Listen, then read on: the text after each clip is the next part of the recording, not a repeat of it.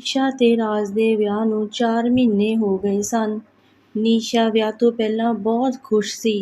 ਵਿਆਹ ਤੋਂ ਬਾਅਦ ਉਹ ਚੁੱਪ ਰਹਿੰਦੀ ਸੀ। ਘਰ ਵਾਲਿਆਂ ਦੇ ਸਾਹਮਣੇ ਖੁਸ਼ ਰਹਿਣ ਦਾ ਨਾਟਕ ਕਰਦੀ, ਪਰ ਅੰਦਰ ਹੀ ਅੰਦਰ ਬਹੁਤ ਦੁਖੀ ਸੀ। ਉਹ ਸੋਚਦੀ ਸੀ ਕਿ ਔਰਤ ਦੀ ਜ਼ਿੰਦਗੀ ਵਿਆਹ ਤੋਂ ਬਾਅਦ ਕਠਪੁਤਲੀ ਬਣ ਜਾਂਦੀ ਹੈ। ਪਤੀ ਦੇ ਇਸ਼ਾਰੇ 'ਤੇ ਹੀ ਨੱਚਣਾ ਹੈ, ਆਪਣੀ ਕੋਈ ਖੁਆਇਸ਼ ਨਹੀਂ। ਜਦੋਂ ਨੀਸ਼ਾ ਦਾ ਵਿਆਹ ਹੋਇਆ ਤਾਂ ਉਸਦੇ ਦਿਲ ਵਿੱਚ ਆਪਣੇ ਹੋਣ ਵਾਲੇ ਪਤੀ ਲਈ ਕੁਝ ਸੁਪਨੇ ਸੀ, ਜੋ ਕਿ ਵਿਆਹ ਤੋਂ ਬਾਅਦ ਕੱਚ ਦੇ ਗਲਾਸ ਵਾਂਗ ਟੁੱਟ ਗਏ। ਵਿਆਹ ਵਾਲੇ ਦਿਨ ਸਭ ਰਿਸ਼ਤੇਦਾਰ ਪੈਲੇਸ ਤੋਂ ਘਰ ਆਏ ਅਤੇ ਸਭ ਨੇ ਗਿੱਧਾ ਪਾਇਆ ਤੇ ਮੈਂ ਵੀ ਗਿੱਧਾ ਪਾਇਆ। ਡੀਜੇ 'ਤੇ ਸਾਰੇ ਨੱਚਣ ਲੱਗੇ। ਮੇਰੀ ਜਠਾਣੀ ਨਣਦ ਨੇ ਡਾਂਸ ਕੀਤਾ ਤੇ ਮੈਨੂੰ ਵੀ ਨਚਾਇਆ। ਮੈਂ ਬਹੁਤ ਥੱਕੀ ਪਈ ਸੀ। ਮੇਰੀ ਸੱਸ ਨੇ ਕਿਹਾ, ਪੁੱਤ ਰੋਟੀ ਖਾ ਕੇ ਕੱਪੜੇ ਬਦਲ ਕੇ ਆਪਣੇ ਕਮਰੇ ਵਿੱਚ ਆਰਾਮ ਕਰ ਲਈ। ਮੇਰੀ ਜਾਨ ਵਿੱਚ ਜਾਨ ਆਈ। ਅਸੀਂ ਸਭ ਨੇ ਰੋਟੀ ਖਾਧੀ ਅਤੇ ਮੇਰੀ ਜਠਾਣੀ ਮੈਨੂੰ ਮੇਰੇ ਕਮਰੇ ਵਿੱਚ ਛੱਡ ਗਈ। ਮੈਂ ਕੱਪੜੇ ਬਦਲੇ ਅਤੇ ਰਾਤ ਦੇ 11 ਵੱਜ ਚੁੱਕੇ ਸਨ। ਮੈਂ ਰਾਜ ਦੀ ਉਡੀਕ ਕਰ ਰਹੀ ਸੀ ਤੇ ਡਰ ਵੀ ਰਹੀ ਸੀ, ਕਿਉਂਕਿ ਅੱਜ ਤੱਕ ਕਿਸੇ ਮੁੰਡੇ ਨਾਲ ਗੱਲ ਨਹੀਂ ਸੀ ਕੀਤੀ। ਫਿਰ ਅੱਜ ਤਾਂ ਅਜਨਬੀ ਨਾਲ ਰਾਤ ਕੱਟਣੀ ਸੀ, ਕਿਉਂਕਿ ਅਸੀਂ ਵਿਆਹ ਤੋਂ ਪਹਿਲਾਂ ਕਦੇ ਇੱਕ ਦੂਜੇ ਨਾਲ ਗੱਲ ਨਹੀਂ ਕੀਤੀ ਸੀ, ਕਿਉਂਕਿ ਉਸ ਸਮੇਂ ਕਿਸੇ ਕੋਲ ਮੋਬਾਈਲ ਨਹੀਂ ਸੀ। ਲੈਂਡਲਾਈਨ ਵੀ ਕਿਸੇ ਕਿਸੇ ਦੇ ਘਰ ਹੀ ਸੀ। ਇੰਨੇ ਨੂੰ ਦਰਵਾਜ਼ਾ ਖੁੱਲ੍ਹਿਆ। ਰਾਜ ਨੇ ਅੰਦਰ ਆ ਕੁੰਡੀ ਲਾਈ। ਮੈਨੂੰ ਬਹੁਤ ਡਰ ਲੱਗ ਰਿਹਾ ਸੀ, ਘਬਰਾਹਟ ਹੋ ਰਹੀ ਸੀ। ਉਸਨੇ ਆਪਣੇ ਕੱਪੜੇ ਉਤਾਰੇ ਤੇ ਕੁੜਤਾ ਪਜਾਮਾ ਪਾ ਲਿਆ। ਰਾਜ ਨੇ ਮੈਨੂੰ ਕੁਝ ਨਾ ਪੁੱਛਿਆ ਅਤੇ ਬੈੱਡ 'ਤੇ ਪੈ ਗਿਆ। ਫਿਰ ਮੈਨੂੰ ਉਸਨੇ ਹੱਥ ਲਾਇਆ। ਮੈਂ ਡਰ ਗਈ ਤੇ ਮੇਰਾ ਸਰੀਰ ਠੰਡਾ ਹੋ ਗਿਆ। ਉਸਨੇ ਆਪਣੀ ਪੂਰੀ ਮਨਮਾਨੀ ਕੀਤੀ। ਮੇਰੇ ਸਰੀਰ ਦੇ ਅੰਗਾਂ 'ਤੇ ਜਾਨਵਰਾਂ ਵਾਂਗ ਨਿਸ਼ਾਨ ਪਾ ਦਿੱਤੇ ਤੇ ਸੌਂ ਗਿਆ।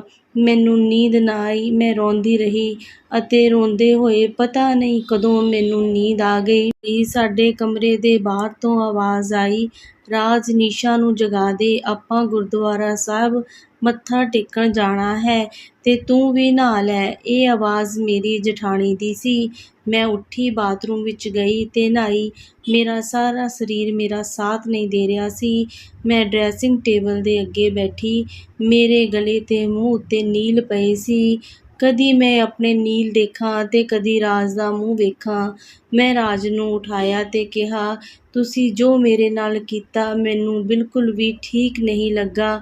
ਉਹਨਾਂ ਨੇ ਗੁੱਸੇ ਵਿੱਚ ਬੋਲਿਆ, ਵਿਆਹ ਕੇ ਲਿਆਇਆ ਹਾਂ, ਜੋ ਦਿਲ ਕਰੂ ਉਹੀ ਕਰੂੰ। ਜੋ ਮੈਨੂੰ ਗੁੱਸਾ ਆਇਆ, ਪਰ ਮੈਂ ਕੁਝ ਨਾ ਕਿਹਾ, ਕਿਉਂਕਿ ਮੇਰੀ ਮਾਂ ਨੇ ਕਰਜ਼ਾ ਚੁੱਕ ਕੇ ਮੇਰਾ ਵਿਆਹ ਕੀਤਾ ਸੀ। ਪਾਪਾ ਨਹੀਂ ਸੀ। ਅਸੀਂ ਛੋਟੇ ਸੀ ਜਦੋਂ ਉਹ ਇਸ ਦੁਨੀਆ ਤੋਂ ਚਲੇ ਗਏ। ਮੇਰਾ ਇੱਕ ਭਰਾ ਤੇ ਇੱਕ ਭੈਣ ਸੀ। ਬੋਲਣਾ ਤਾਂ ਮੈਨੂੰ ਵੀ ਆਉਂਦਾ ਸੀ, ਪਰ ਆਪਣੀ ਮਾਂ ਨੂੰ ਚੇਤੇ ਕਰ ਮੈਂ ਚੁੱਪ ਰਹੀ। ਮੈਂ ਮੇਕਅਪ ਨਾਲ ਨਿਸ਼ਾਨ ਲਗਾ ਲਏ, ਪਰ ਦਿਲ ਦੇ ਜ਼ਖਮ ਅੱਲੇ ਸੀ। ਆਪਣੀ ਸੱਸ ਦੇ ਪੈਰ ਨੂੰ ਹੱਥ ਲਾਇਆ ਤੇ ਜਠਾਣੀ ਦੇ ਨਾਲ ਲੱਗੀ ਤਾਂ ਉਸਨੇ ਕਿਹਾ, ਆਪਾਂ ਤਾਂ ਭੈਣਾਂ ਹਾਂ। ਬੜਾ ਵਧੀਆ ਲੱਗਾ ਕਿ ਕੋਈ ਆਪਣਾ ਵੀ ਹੈਗਾ। ਮੈਂ ਸੋਚਦੀ ਕਿ ਪਤੀ ਪਤਨੀ ਦਾ ਰਿਸ਼ਤਾ ਸਿਰਫ ਸਰੀਰ ਦਾ ਹੁੰਦਾ ਹੈ, ਕੋਈ ਪ੍ਰੇਮ ਦੀ ਗੱਲ, ਕੋਈ ਦੁੱਖ ਸੁੱਖ ਦੀ ਗੱਲ ਕੋਈ ਨਹੀਂ ਹੁੰਦੀ। ਰਾਜ ਨੂੰ ਮੇਰੀ ਕੋਈ ਪਰਵਾਹ ਨਹੀਂ ਸੀ। ਸਾਡੇ ਵਿਆਹ ਨੂੰ ਪੂਰਾ 1 ਮਹੀਨਾ ਹੋ ਗਿਆ ਸੀ।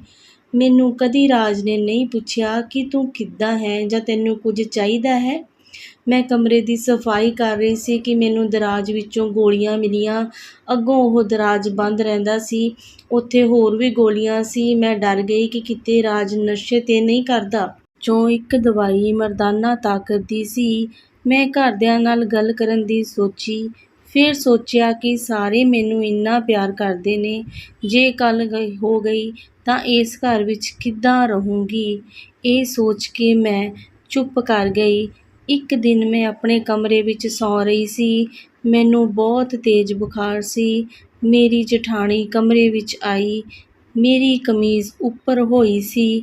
ਉਸਨੇ ਮੇਰੀ ਪਿੱਠ 'ਤੇ ਨਿਸ਼ਾਨ ਵੇਖੇ ਅਤੇ ਉਸਨੇ ਮੈਨੂੰ ਪੁੱਛਿਆ, ਨੀਸ਼ਾ ਤੂੰ ਠੀਕ ਹੈ?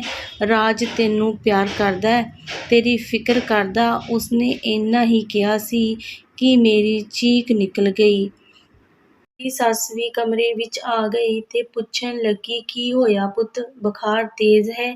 ਮੇਰੀ ਜਠਾਣੀ ਨੇ ਸਾਰੀ ਗੱਲ ਦੱਸੀ ਤੇ ਨਿਸ਼ਾਨ ਵੀ ਦਿਖਾਏ। ਮੇਰੀ ਸੱਸ ਨੇ ਕਿਹਾ, ਪੁੱਤ ਤੂੰ ਮੈਨੂੰ ਕਿਉਂ ਨਹੀਂ ਦੱਸਿਆ? ਆਉਣ ਦੇ ਰਾਜ ਨੂੰ, ਉਹਨੂੰ ਮੈਂ ਪੁੱਛਦੀ ਹਾਂ। ਮੇਰੀ ਜਠਾਣੀ ਨੇ ਮੇਰੇ ਜੇਠ ਨੂੰ ਦੱਸ ਦਿੱਤਾ। ਉਹ ਵੀ ਦੁਖੀ ਹੋ ਗਏ। ਜਦੋਂ ਰਾਜ ਆਇਆ ਤਾਂ ਮੇਰੇ ਜੇਠ ਨੇ ਉਸ ਨੂੰ ਕਮਰੇ ਵਿੱਚ ਲਿਜਾ ਕੇ ਪੁੱਛਿਆ ਕਿ ਇਹ ਸਭ ਕੀ ਹੈ। ਅਗਰ ਕੋਈ ਪ੍ਰੋਬਲਮ ਹੈ ਤਾਂ ਆਪਾਂ ਡਾਕਟਰ ਕੋਲ ਚੱਲਦੇ ਹਾਂ। ਮੈਂ ਕਮਰੇ ਦੇ ਬਾਹਰ ਖੜ੍ਹੀ ਸੁਣ ਰਹੀ ਸੀ। ਰਾਜ ਪਹਿਲਾਂ ਤਾਂ ਚੁੱਪ ਰਿਹਾ ਤੇ ਫਿਰ ਦੱਸਿਆ ਕਿ ਮੇਰੇ ਦੋਸਤਾਂ ਨੇ ਮੈਨੂੰ ਕਿਹਾ ਜਦੋਂ ਮੇਰਾ ਵਿਆਹ ਹੋਇਆ ਕਿ ਇਹ ਗੋਲੀਆਂ ਖਾ ਲੈ ਅਤੇ ਮੈਨੂੰ ਇਸ ਦੀ ਆਦਤ ਪੈ ਗਈ। ਫਿਰ ਰਾਜ ਰੋਣ ਲੱਗ ਪਿਆ। ਮੇਰੇ ਜੇਠ ਨੇ ਕਿਹਾ ਕਿ ਆਪਾਂ ਸਵੇਰ ਹੋਈ ਤੋਂ ਡਾਕਟਰ ਕੋਲ ਚੱਲਾਂਗੇ। ਹੁਣ ਸੌਂ ਜਾ, ਕੁਝ ਵੀ ਨਹੀਂ ਖਾਣਾ। ਮੇਰੇ ਜੇਠ ਨੇ ਸਾਰੀ ਦਵਾਈ ਆਪਣੇ ਕੋਲ ਰੱਖ ਲਈ। ਰਾਜ ਕਮਰੇ ਵਿੱਚ ਆਏ ਤੇ ਬੈੱਡ 'ਤੇ ਪੈ ਗਏ। ਕੁਝ ਨਾ ਬੋਲੇ ਪਰ ਸਾਰੀ ਰਾਤ ਨਹੀਂ ਸੁੱਤੇ। ਮੈਨੂੰ ਵੀ ਨੀਂਦ ਨਹੀਂ ਆਈ। ਸਵੇਰ ਹੁੰਦੇ ਸਾਰ ਰਾਜ ਨੂੰ ਡਾਕਟਰ ਕੋਲ ਲੈ ਕੇ ਗਏ। ਉਸ ਦਾ ਇਲਾਜ ਸ਼ੁਰੂ ਹੋ ਗਿਆ। ਹੌਲੀ ਹੌਲੀ ਫਰਕ ਪੈਣਾ ਸ਼ੁਰੂ ਹੋ ਗਿਆ। 1 ਸਾਲ ਵਿੱਚ ਰਾਜ ਬਿਲਕੁਲ ਠੀਕ ਹੋ ਗਿਆ ਅਤੇ ਖੁਸ਼ੀ-ਖੁਸ਼ੀ ਅਸੀਂ ਰਹਿਣ ਲੱਗੇ ਅਤੇ ਬਸ ਇਹੀ ਦੁਆ ਹੈ ਕਿ ਰੱਬਾ ਕਿਸੇ ਦੇ ਬੱਚੇ ਨੂੰ ਨਸ਼ੇ ਵਿੱਚ ਨਾ ਲਾਵੇ। ਦੋਸਤੋ, ਉਮੀਦ ਕਰਦੀ ਹਾਂ ਤੁਹਾਨੂੰ ਇਹ ਕਹਾਣੀ ਚੰਗੀ ਲੱਗੀ ਹੋਵੇਗੀ। ਜੇਕਰ ਚੰਗੀ ਲੱਗੇ ਤਾਂ ਪਲੀਜ਼ ਵੀਡੀਓ ਨੂੰ ਲਾਈਕ ਕਰਨਾ, ਚੈਨਲ ਨੂੰ ਸਬਸਕ੍ਰਾਈਬ ਕਰਨਾ ਅਤੇ ਜ਼ਿਆਦਾ ਤੋਂ ਜ਼ਿਆਦਾ ਸ਼ੇਅਰ ਕਰਨਾ ਜੀ। ਫਿਰ ਮਿਲਾਂਗੇ ਇੱਕ ਸੋਹਣੀ ਜਿਹੀ ਵੀਡੀਓ ਨਾਲ। ਤਦ ਤੱਕ ਲਈ ਸਤਿ ਸ਼੍ਰੀ ਅਕਾਲ ਜੀ ਸਾਰਿਆਂ ਨੂੰ।